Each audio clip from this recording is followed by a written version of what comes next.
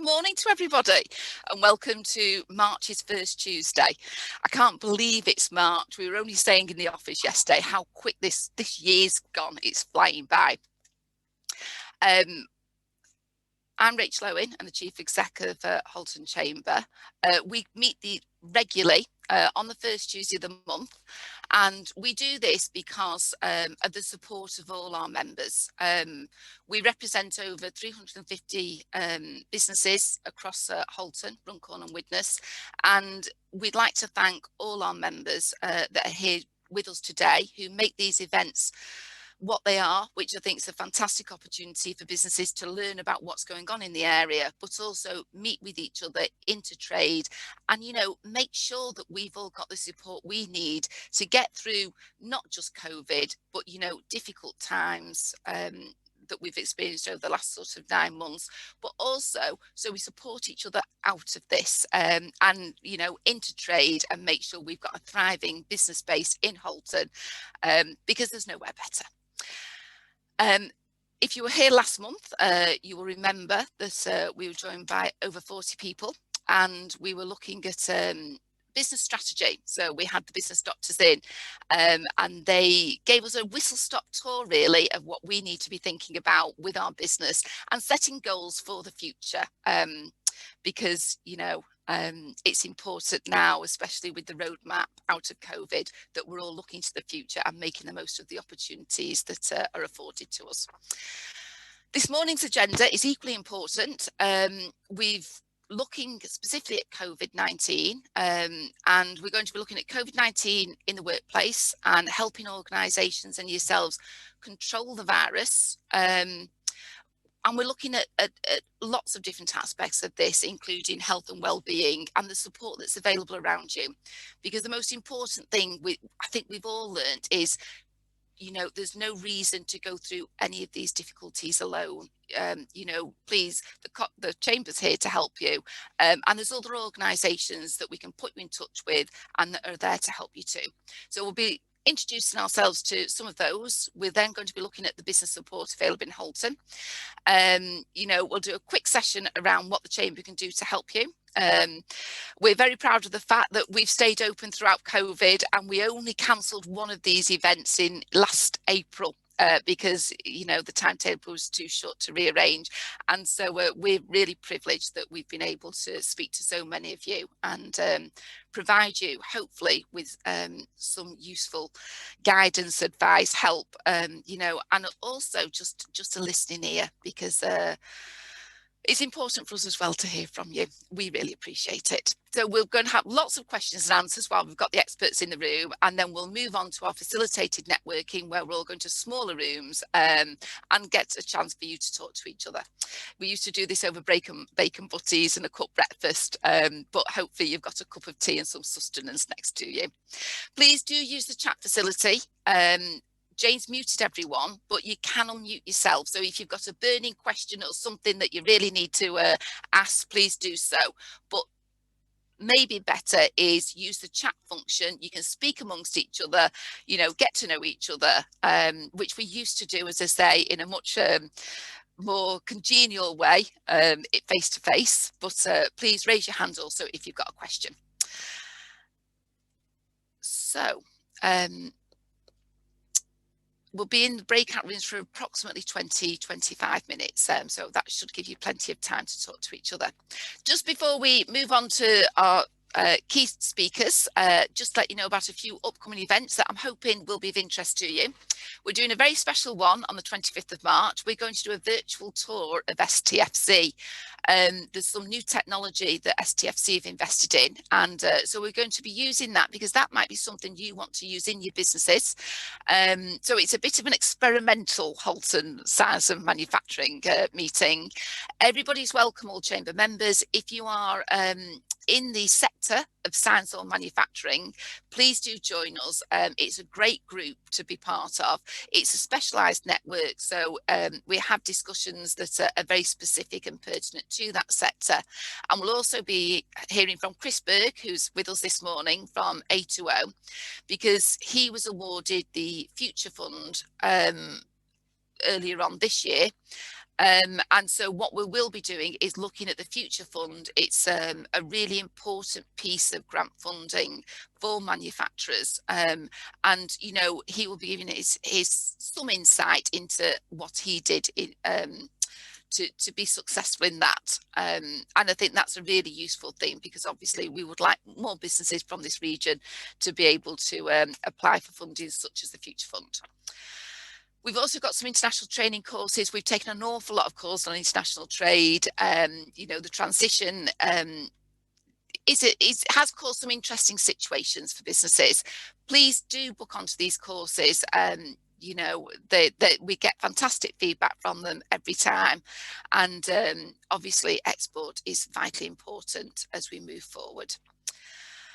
Speaking of export, on the 28th of April, all businesses are welcome to join our International Trade Forum. This has been a really fascinating forum because of so many changes that everyone's dealing with. It's a great group, and we've got some fantastic experts in the room. So, you know, it's been lovely listening to businesses help each other and solve each other's problems, because what you're dealing with, chances are someone else is too. And it might well be that they found the solution. So please do join us for that.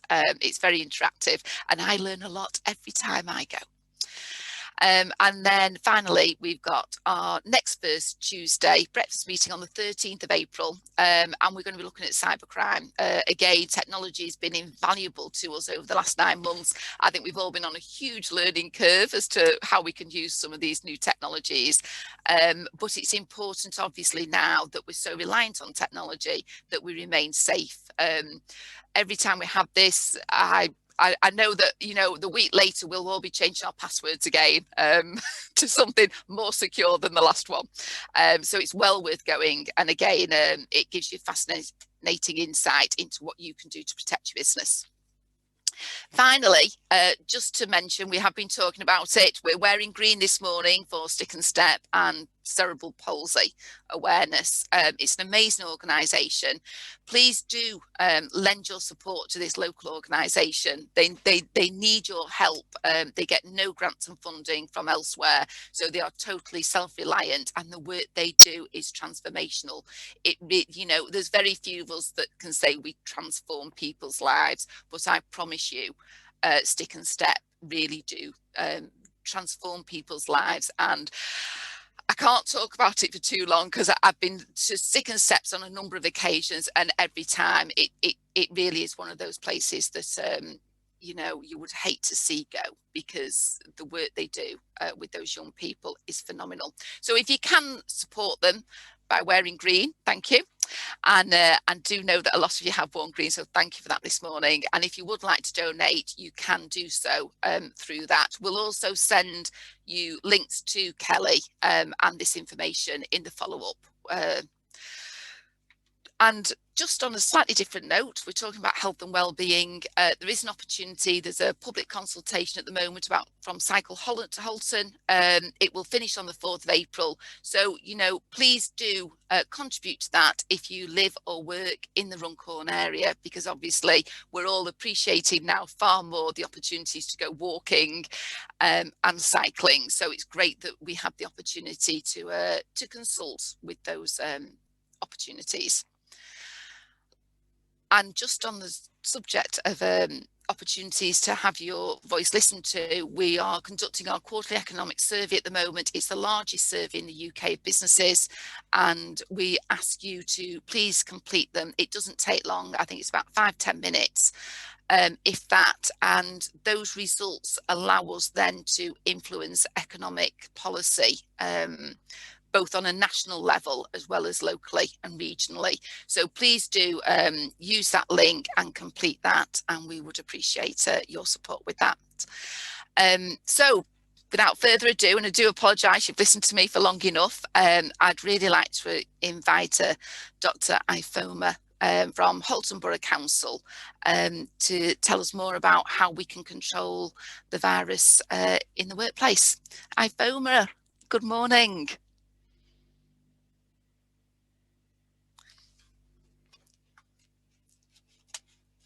So I'm just wondering, Jane, can you see iPhone and could you unmute Don't her? worry, Hello? I've worked out the technology. So good Lovely to morning. see you this morning. It's great to see you too. I just want to say good morning to everybody, and I'm really pleased that we've been invited here to just share some of the learning that we've had about outbreak control and things that we think you'd really like to hear. Well, fingers crossed, you'd really like to hear about how you can really stop coronavirus causing outbreaks in the workplace, and where you do identify coronavirus, what's the best thing to do in terms of really controlling it, as it were. This is what Boris says, controlling the virus, doesn't he? So I'm going to take you through a short sort of set of slides which contain some information that's probably quite useful for you. So I may not necessarily go into the full detail of what's on the slide. Some of the information is just there for reference. I'm going to invite some of my colleagues to come along and speak at various parts because they've got the expertise in that area. And let's just see how it goes. I've asked that questions are sort of put in the chat function at the side, but obviously if you have an absolutely burning question, then we'll see if we can answer it. Before we start, I just wanted to ask a question. So I don't know if you'll be able to put that up, Jane. Yes. So it's, how confident do you feel now in terms of identifying and controlling an outbreak of COVID-19 in your workplace? So if you're able to answer that, we'll see how you feel about it. I can see all the votes coming in now. Yay. I can.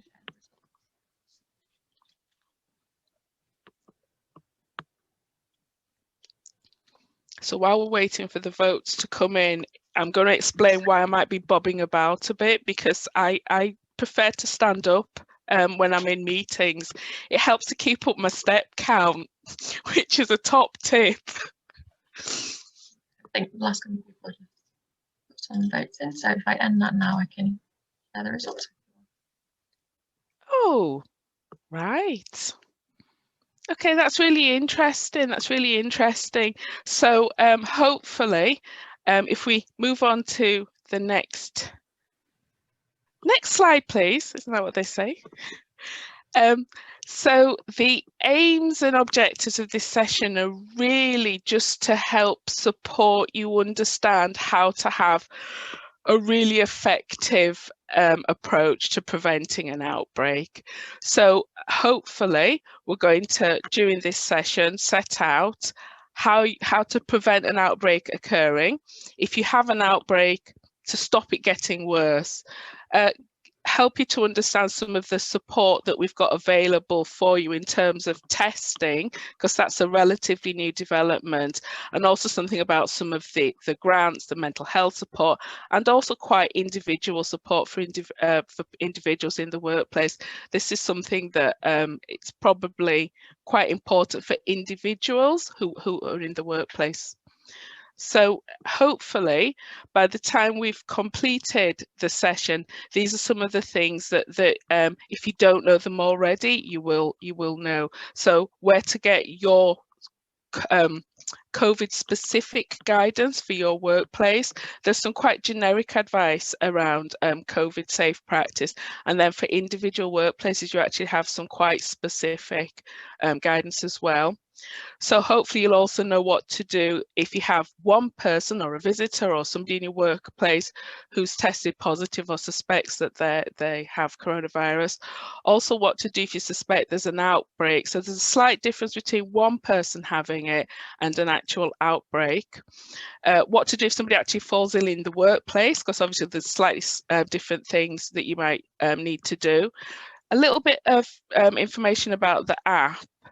And then also how you need to go about notifying us and how we can essentially support you. And then the final bit is just a little bit about the sort of the enforcement and compliance side of things. So we've put this presentation together because we have worked with a number of workplaces, probably since about September last year, who've had some fairly, if you like, burning outbreaks that have started off quite small and then spread across the workplace to such an extent that it's impacted on their actual ability to conduct their business. And what we found when we've sort of done the look back, what we tend to do is we set up something that we call an OCT. Sounds terribly American, an OCT, but it just stands for Outbreak Control Team. And during those meetings, you have a conversation about what's been the cause of this, how did it come about, how can you suppress the virus, as it were, how do you stop this outbreak getting worse? And there's been a lot of learning that we've taken away from that experience. Such a lot of learning that we think that we know the answers to how to stop outbreaks happening, or like I say, from getting really bad if you do have a small one. So first of all, you've got your COVID safe guidance, and in that sort of orange yellow box, you've got that's the link to the guidance. Underneath that, you've got your big sort of generic guidance and then your work specific guidance. But the key thing, above and beyond actually putting in place COVID safe practices, we found that having those COVID safe practices in the workplace is good, but it won't necessarily protect you from an outbreak. That's only the first part. The three main things, we've put hands, face, space. They sound quite sort of very straightforward, but they're probably the three key things. It's so important that people do wash their hands, that surfaces are kept clean and tidy. In terms of face coverings, people seem to either have quite a strict policy in place in terms of face coverings, or quite a laid back process in place where staff can pick and choose whether or not they want to wear face coverings. Alongside face coverings, ventilation is really important.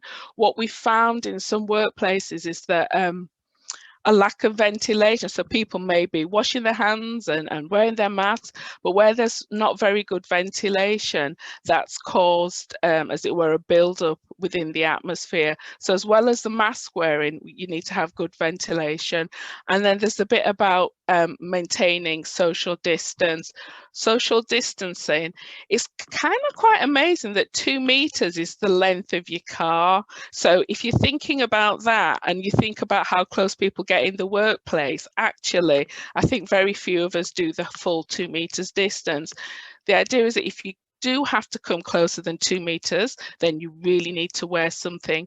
You either have a screen or you wear a mask. But there's other things to do with that, keeping that social distance. Car sharing comes up time and time again. People who hang out in smoking, so that they do everything right in the workplace, but then they go down to the smoking shelter and they're getting close again, or perhaps in the canteen as well. So I'm going to take you through anyway some of these other issues. So let's go on. So what do you do if you have a member of staff who suspects that they've got coronavirus or COVID-19? Well, if they're at home, that's probably the easy bit. They stay off for 10 days, you advise them to get a test. The important thing for you, though, is to make sure you know who they might have been in contact with, because while they were in the process of falling ill for the 2 days leading up to the point where they actually start to feel quite awful, they have been shedding the virus and transmitting coronavirus. So it'd be really important for you to make sure, who did they sit near, who were they with, because those are the other members of your staff that you need to ask to go home now to stop an outbreak from taking place. So it's really important to identify what we call contacts, and I'll come on to the definition of who those contacts might be. So you can really support us by letting us know. Well, in the first instance, you just note down those contacts. It could be that nothing happens, and then that's fine. But anybody who has been a contact should go home, be asked to go home and isolate for 10 days. So the next thing is, what do you do when somebody's in work who falls sick? So again, I'll take you through that next set of slides. So somebody says, oh, I'm feeling a bit off, got a cough, what, you know, got a bit of a temperature, get them away. You don't want them in the workplace as nicely as possible. Ask them to go home and get a test. Obviously, if they're really, really unwell, then they need to go into hospital straight off. That's a 999. People ask about, do I need to shut down the whole workplace? No, providing you've got regular thorough cleaning going on all the time, making sure that your handles, sort of the toilet areas, the sinks, places where people are likely to touch more, as long as those are regularly cleaned, and then once that person has moved away and gone home, the area where they have been working is just cleaned with normal household disinfectant, at that point, that should be fine. You can reserve your deep cleaning for perhaps that evening when your routine cleaning goes on, and just do a bit of thorough cleaning. But there's no need to sort of close down the whole office space, as some people might suspect. Obviously, if that individual moving around a lot, you've got more of an issue. So that person, hopefully within workplaces, people do have their clearly defined spaces. So there is some deep clean guidance that's available, again, within your work specific guidance. And as I've already mentioned, it's really important to find out who those contacts are that sit around the person. So the key thing that we really want to get through within the sort of today is that if you have an outbreak, and an outbreak is defined surprisingly as 2 or more cases of people with symptoms of coronavirus, that I found really quite surprising back in the day when all of this was still quite new to us. But the minute you've got 2 people, you've potentially got quite a few more. As I've just explained to you, for 2 days those individuals have been walking around shedding the virus. So as soon as you identify 2 or more people within your organization, that's a signal that there could be further cases. So please call us at that point, and we can help to work through with you what else you need to do potentially to stop anybody else being affected. So that's our phone number there, and also our email address for contacting us. So I said I was going to tell you a little bit about what we meant by contacts. So it's quite a detailed list. I'm not going to go through it all here and now, but oh, somebody just said thank you there.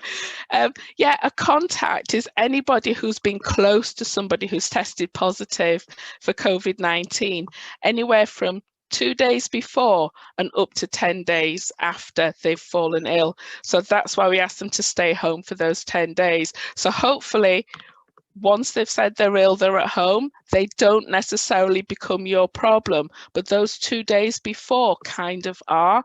Who have they been sat with? Who have they spent significant time with? Now, the definition, as it were, that I've put there is the classic definition. But what we found is that within some workplaces, you get this quite, I was going to use the word intimate getting together, but the intimate hopefully is not happening in the workplace. But people are getting close in workplaces in the same way that I'm close with the people that I live with at home. And once you have that kind of, you know, people spending time together in the tea room or sort of chatting together, that's the same thing really as being in a household. So people who are spending significant time, perhaps 2 people that share an office, they're going to be breathing the same air, touching the same surfaces, so they would potentially be contacts. But again, if there's any sort of concern about any of those, or is a person a contact, are they not a contact, call us and we'll help work through with you, or email us and we'll get in contact with you and work through with you. And that's possibly the most important thing that can be done to stop it spreading any further. Where outbreaks have occurred that we've become aware of, it's where there's been this sort of, oh, we don't know if that person, so they stayed in and the next thing they went ill, and then everybody on that bench or whatever got ill as well. I've already alluded to the fact that car sharing is probably one of the key things that we keep identifying. Now, some people think that, oh, if he wore a mask, he's safe. Unfortunately, outside of a hospital setting, the wearing of gloves and masks wouldn't protect you from COVID. So really, basically, if you wear a mask or gloves, it's not sufficient protection. There is an idea that a big screen, but it needs to be the right size screen. And again, if you contact us, we'd be able to advise on that. So the contact tracing app's an interesting one. We get a lot of questions about the contact tracing app. Is it the most effective thing? Can we rely on that? Well, I have to say to you honestly, you can't rely on the contact tracing app. People do funny things like leaving them in a locker, and then it'll be next to somebody else's, and then they're obviously maybe nowhere near that person, but it's still going to ping. Similarly, if you're using the contact tracing app, hoping that people are going to be contacted through that rather than you identifying them, it could take 2 or 3 days before that exposure logging occurs, by which time that outbreak has already run away. So by all means, whatever policy you have on the contact tracing app, it's fine and good, keep it, but just don't rely on that to do your contact tracing for you. And I put some details there about if you want to use it and how to create a poster for your venue. So this is a bit about regulatory oversight. Really,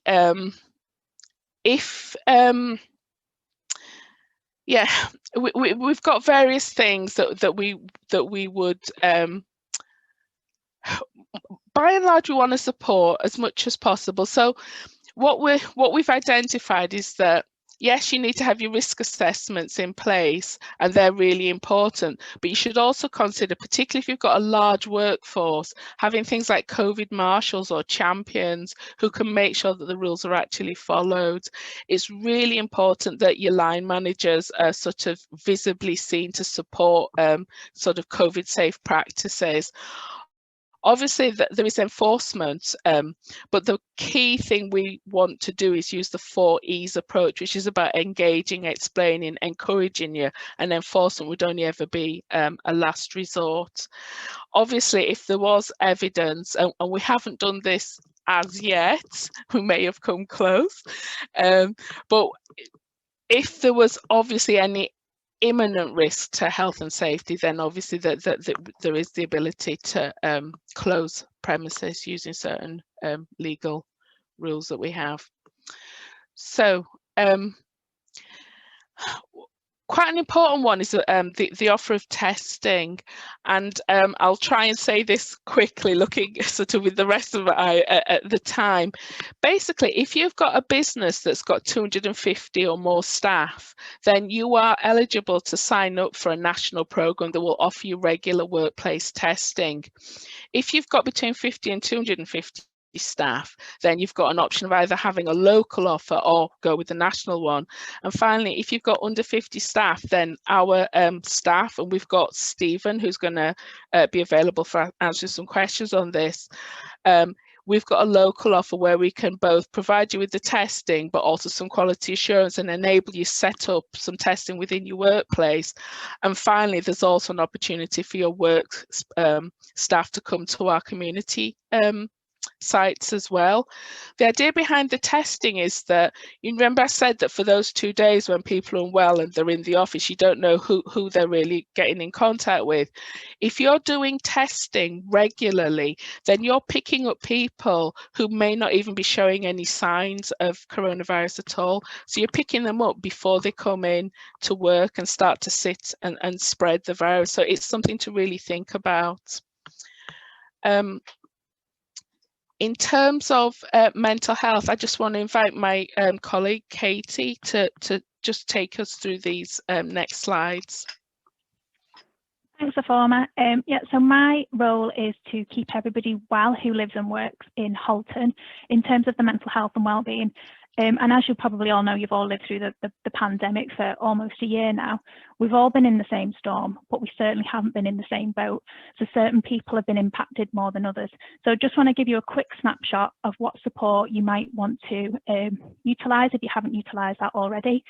So locally, we are able to provide training to help staff understand their mental health and wellbeing a little bit better, understand how to have wellbeing conversations, and keep themselves well and even their families well. We also offer that to line managers, which can be really useful, getting upstream and preventing people from becoming ill and going off work where there may not be as much support. So we can offer that virtually. That's open, available now, but also that might not be something that you want to take up at the moment. So you can contact us at any point in the future and we can look at going through what training is available. One of the things that I think is really important is specific support that's available for staff. So I don't know if anybody's aware that Remploy provides support for those who are struggling with their mental health. I would highly recommend that businesses promote that support that's available. We would recommend that you embed it into your procedures as well, so you make the most of that. You're catching people early, getting upstream, preventing them from becoming unwell, getting them the support early on. But also, if you're not in a place to do that right now, you can literally just promote the source of support, and your staff can access that support without your knowledge in their own time. So it's really a double whammy there. And then the other thing that we can provide is I can meet with you and provide consultation and guidance around what is it that you're struggling with, where do you want to make a difference, and if it's not something that my team can do, obviously we will link you in what other sources of support is available. So just moving on to the next slide, just gives you a little bit of a more detailed overview. One of the things I do want to mention is the financial impact on a lot of people has been enormous during the pandemic. There was a lot of people that were struggling financially before the pandemic. There's even more struggling now. I think it's really important that we realise if you are struggling with your finances, it has a huge impact on your mental health and well-being. And you can get into this vicious cycle where it impacts your mental health and well-being. That impacts your ability to think properly and solve problems and sort things out for yourself. And then obviously that has a negative impact on your mental health, and it just goes round and round. So one of the things I would recommend is there's a couple of toolkits that are available, and we've got the links up there that help those who are struggling with their mental health and the finances figure out and go through step by step what they need to do, which sounds really simple, but as I said, when you're in that distress, you can't actually think straight.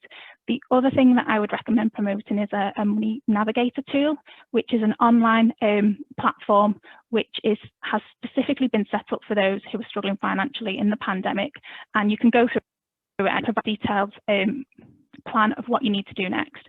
Obviously, I've mentioned Remploy, but if you want some help around that or want to chat further, we link really closely with the manager who's over the Northwest. We have it embedded in Halton Borough Council, so we know the process about embedding it, or if you just want to promote it, we can provide resources to do that. But I'd highly recommend that. If you have staff who are furloughed, they can access Remploy. If you have staff who are sick, they can access Remploy, and actually as long as you're employed by someone, whether that's self-employed or employed by a business, your family members can access it as well, as long as they're over 18. So it's a really brilliant practical service there. We also have a local webpage called the Mental Health Info Point. It has a brilliant section on there for workplaces with a whole resources looking at improving the mental health and well-being in your overall workplace, and resources for manage having conversations to understand how you can support your staff's mental health and well-being. The rest of the web page has information on what sources of support is available, both locally, both nationally, for a whole range of worries and issues. So I would highly recommend you have a little nose at that and perhaps promote that to your staff.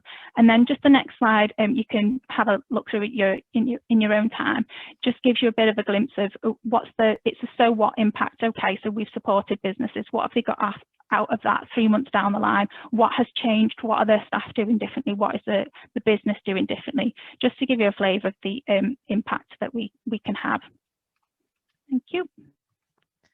Thank you, Katie. So just an information slide, really. What support is available for individuals? So I'll let you read that one more at leisure. What I will say is that statutory sick pay doesn't necessarily, it's not particularly generous. And what we found is that employers that offer full pay to staff often have more engagement from their staff to return to the workplace. We particularly see that in health and care settings.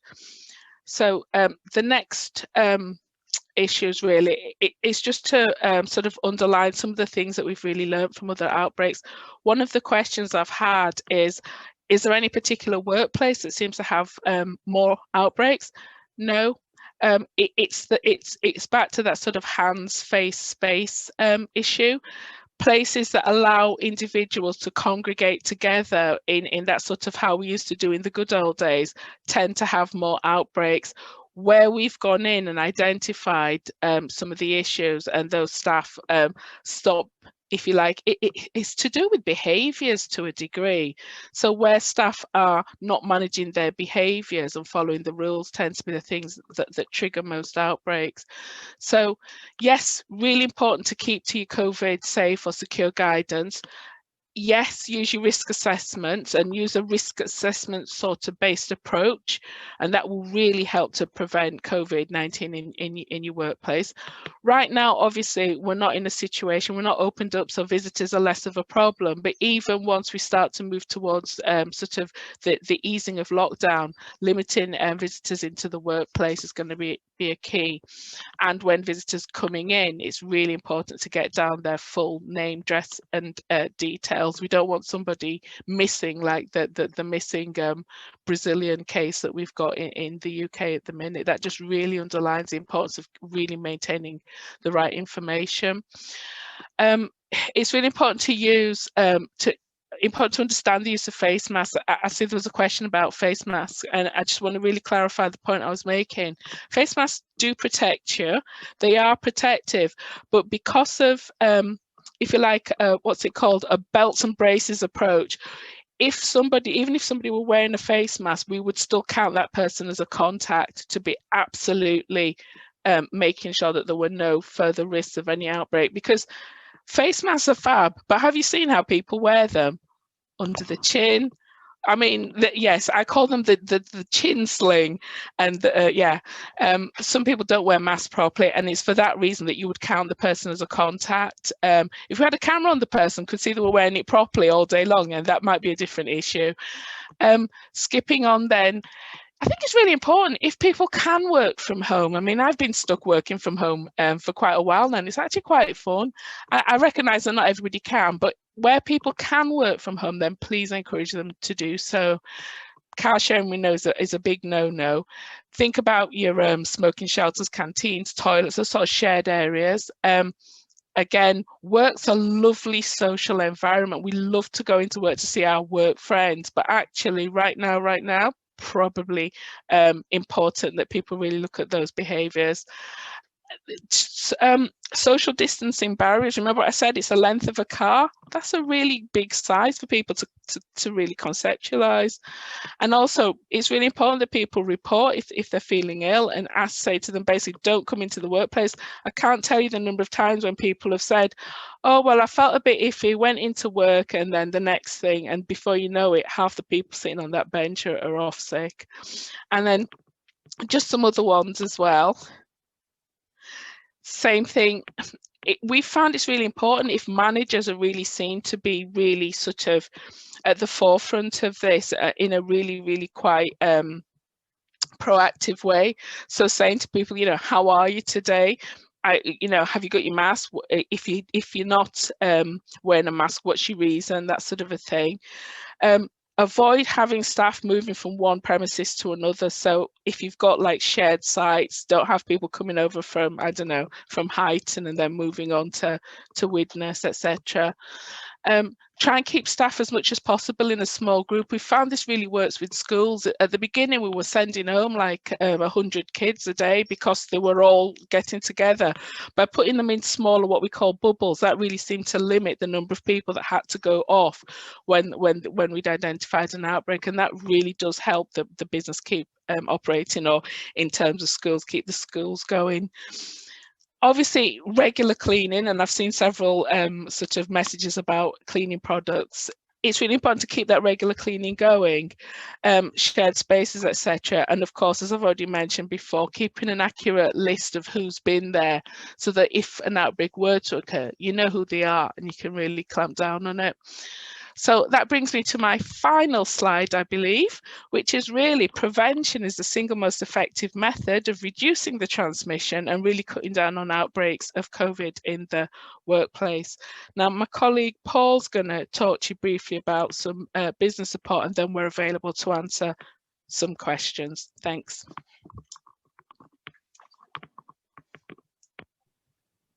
Oh, smashing. Right, I've taken the mute off now. Hopefully a number of people on this call will have come across me. So I'm part of the Business Improvement Growth Team. And my name, Paul Corner, that's my surname. What you have a slide here is running through the number of different schemes that have been available nationally, and there have been, believe it or not, quite a large number of schemes. Certainly the most intense amount of business support that's been available at the drop of a hat. Well, if you call 2 months turnaround the drop of a hat in my career. And they do sort of range from furlough scheme to sort of bounce back loans. Obviously, Kickstart is starting now, and there are other sort of measures in place.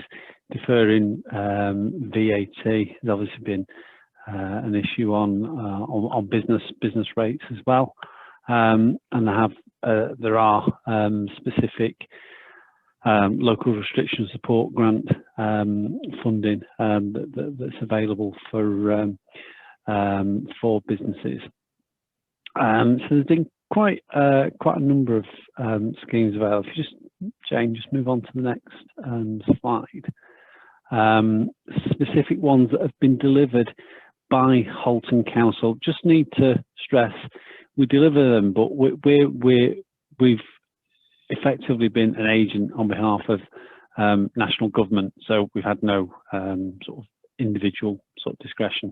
Sorry, agent on behalf of national government or the combined authority, and it gives you an idea of what we've been delivering, or what the council has been delivering over the past year, to be honest.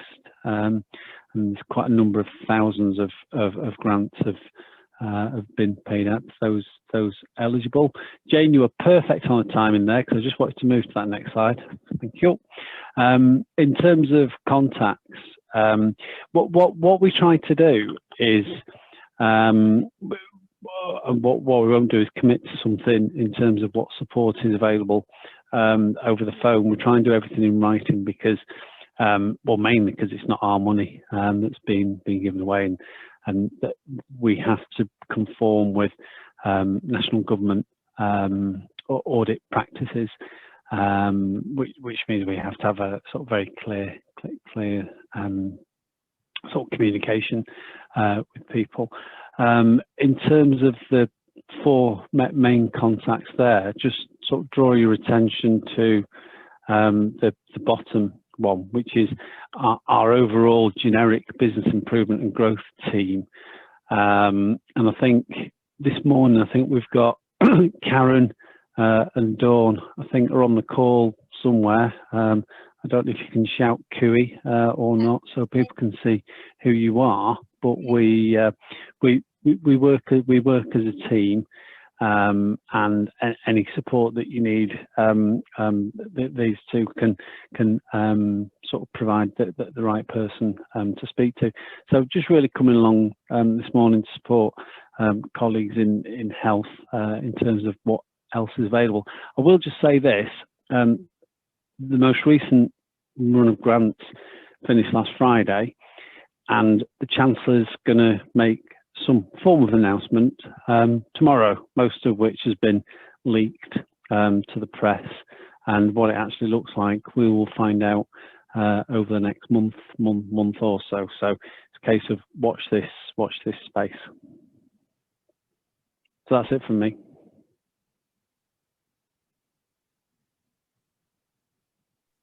Hi there, Hi. Thanks, Hi. Paul. Sorry, Helen. I couldn't unmute myself in time. No worries. Thank you. We'll just quickly go through this. I'm just conscious of the time, Helen. Yeah, I was conscious of the time. So I'll just give a quick snapshot of the support, obviously, we can try and offer you. So at the Chamber, we try and help identify the right guidance, support and funding for your business. We can help you with everything from strategy, sales, production and exporting. We're here to support you and help your business grow. The Kickstart Scheme, you probably all know about. I'm going to try and go as quickly as I can because I know how we are for time. Right, the Kickstart Scheme. The Kickstart Scheme allows businesses to help young people aged 16 to 24 who are currently on universal credit. The government is funding 100% of every Kickstart placement, 25 hours per week at national minimum wage plus employers' NI and pension contributions. They're also offering a £1,500 grant per role to cover the cost of training and employability support. We're an official gateway, as you probably all know, because I think we've got a few of you on the call today who've actually been in touch. To date, we have made applications for over 100 placements. So if you're looking for a new team member, please get in touch. In response to the coronavirus outbreak and the EU transition, we have compiled a suite of resources and support online for businesses to tap into. This information is regularly updated to keep you fully informed of the changing landscape. And I think Chane's put a little poll up there for you to He's checking we're all still awake. Yeah. So if you can respond to that, that would be really good. Thank you.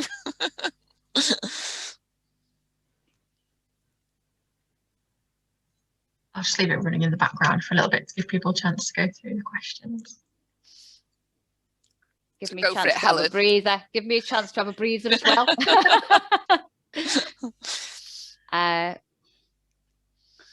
I think if people aren't already signed up for the newsletters, please do so. You can always drop Jane an email and she'll put you on the newsletter so you're informed about the latest help and support. And obviously just give us a ring, because at any point, you know, we really appreciate people ringing us and chatting to us because it's good to hear from businesses, and it's important, I think, that we all speak to each other and stay in contact. So just give us a ring anytime if you've got any questions, regardless of the subject. If we can't help ourselves, then we always will find you someone to speak to that can help you.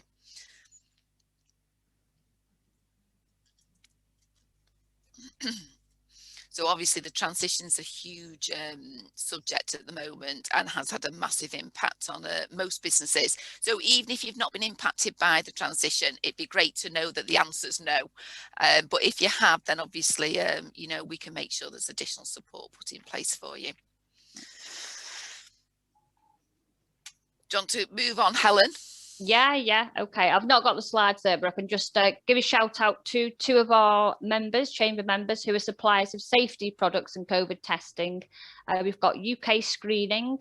UKSS can provide COVID testing for your employees with a discount for fellow chamber members.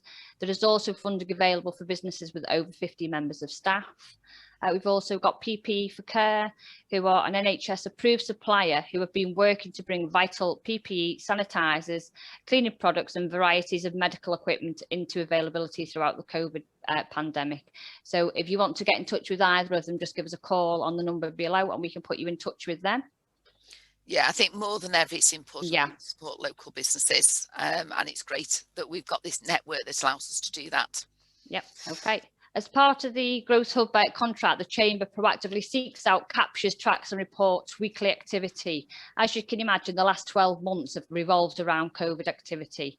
Since March 2020 to date, the Chamber have recorded on the system that they use, we call the system called Evolutive, over 3,000 interactions we've actually recorded over the last 12 months.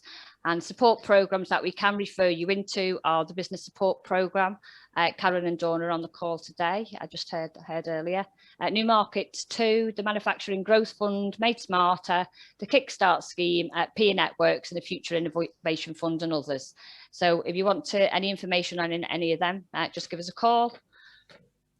Wow, Helen, I know you keep on telling me you've been busy and now you've got the statistics to prove it. Yeah, I had a few more, but I don't want to bore you with them. Just give us a call. I think that's the message, isn't it? Yeah, we'll help you get the right support for your business at the right time. And that's what we're here for. Thank you, Helen, that was great. No problem.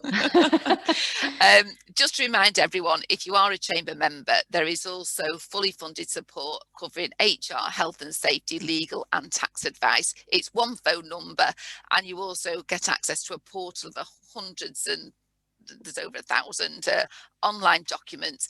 It's been really good during COVID to be able to phone someone up and ask them all those difficult questions, you know, that, you know, we just need a bit of help and advice with. So please do bear that in mind. I know it's been used extensively. I am conscious of time, but I don't want to not allow people to ask questions while we've got such a fantastic expert panel. So Jane, are there any questions?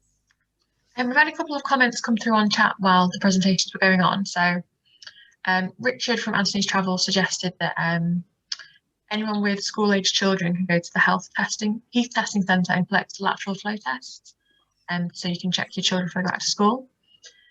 Jane from Riverside College has said that they're welcoming back over 5,000 students. They've got testing in place. Fantastic. And she just wanted to thank Public Health Team for all their support. And then Joanne from the Chamber, who's bid manager, she asked, is there any way of Halton businesses sharing information and learning from each other, so they how they've all dealt with COVID and their experiences with similar sized businesses? I think that'd be great to do, wouldn't it? And any information that you have, we'd be happy to put it on our web pages and share that information. But I think it might be useful after this meeting if people want to use Twitter, you know, to share experiences and support each other and learn more. That would be great too. Has anyone got any questions for our expert panel? If you'd like to put your hand up, maybe, if you've got a question. We've had a few people shown as well. So Peter Collins says he knows of a business that's selling hand gel for very good value. Mellow World say they're doing sneeze guards and other protective equipment. I think got a hand up there. What we can do is we'll put anyone that's supplying a local supplier that's supplying things that may be relevant with regard to what we need to keep our workplaces safe and secure. We'll put your details on our website, so we've got a list of all local suppliers, because as ever we're trying to encourage everyone to keep it local and support each other. Catherine.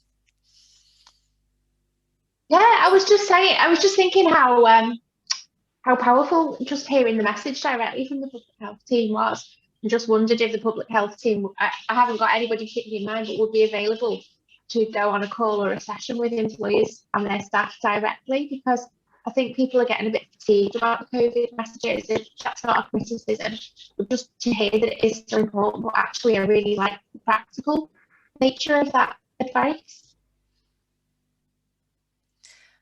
I think, you know, I must say, if Owen, you're welcome to come back to 1st Tuesday anytime you want to, because it's just been fantastic from my perspective, and I hope you all agree. What I would say is I know a couple of businesses that have worked with Ifoma and her team and environmental health, and the feedback they've given has just been how constructive and how helpful and supportive the help was, because it's very scary when you've got, you know, COVID in your workplace, and they really were appreciative of your approach, Ifoma. Thanks, Rachel. That's really good to hear.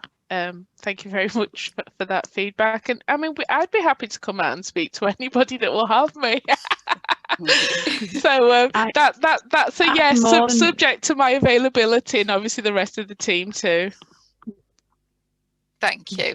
Ifoma, I think you're not getting your steps in. I think you've sat down.